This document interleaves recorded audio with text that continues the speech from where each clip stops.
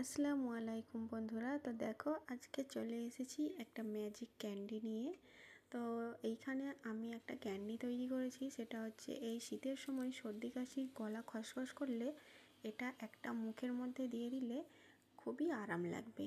তো এই ক্যান্ডিটা কিভাবে তৈরি করলাম সেটাই তোমাদের সাথে শেয়ার করছি। তো দেখো প্রথমেই আমি এখানে নিয়েছি আদা। তো এরকম আদা নিয়েছি আর এখানে নিয়েছি ভেলি গুড়। তো প্রথমেই আমি আদাগুলোকে ভালো করে ছিলে নিচ্ছি। এইভাবে এই আদাগুলোকে ভালো করে ছিলে নিয়ে আমি তারপরে এগুলোকে ধুয়ে নেব।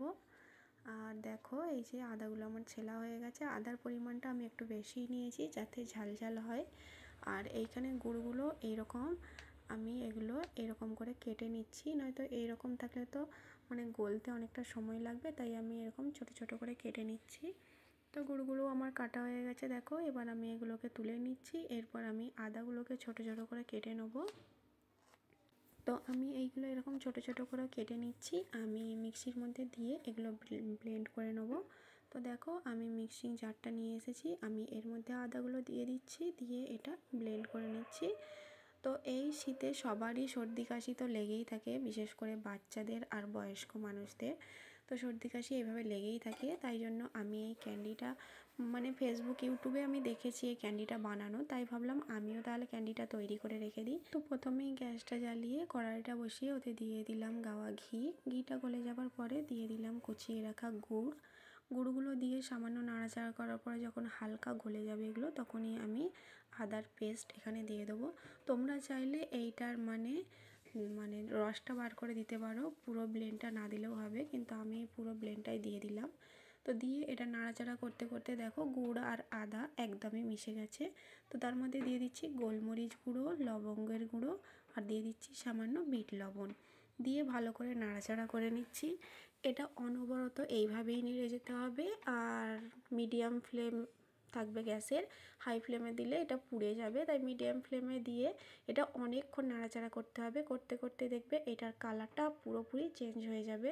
যে এইভাবে দেখো একটু চেঞ্জ হয়ে এসেছে, আরও চেঞ্জ হয়ে যাবে, কিন্তু এইভাবে সমানে নেড়ে যেতে হবে, নয়তো এটা ফুটে ফুটে পড়ে যাবে সব। দেখো কালারটা সুন্দরভাবে চেঞ্জ হয়ে গেছে। তো কিভাবে বুঝবে চকলেটটা তৈরি হয়েছে? তো এরকম পানির মধ্যে ফেললেই দেখবে এরকম দলা পেকিয়ে গেছে, তাহলেই বুঝবে যে ক্যান্ডিটা তৈরি হয়ে গিয়েছে। তো চলো এবার তাহলে এটা তৈরি করা যাক। তো প্রথমেই আমি একটা বাটার পেপারে এইভাবে অল্প অল্প করে দিয়ে দিচ্ছি। পরে এইগুলোকে আমি সামান্য ঠান্ডা হলে হাতের মধ্যে দিয়ে এরকম গোল করে নেব। তো একদম মানে গরম তো হাতে নেওয়া যাচ্ছে না, হাত পুড়ে যাবে। তো আমি হালকা ঠান্ডা হয়ে যাওয়ার পরে ওই বাটার পেপার থেকে তুলে এইভাবে গোল গোল করে নিয়েছি। দেখো তোমরা বিভিন্ন রকম শেপে করতে পারো। এটা ঠান্ডা হয়ে গেলে পুরোপুরি চকলেটের মতো একদম শক্ত হয়ে যাচ্ছে। তো এই দেখো এইগুলো আমি তৈরি করে নিয়েছি।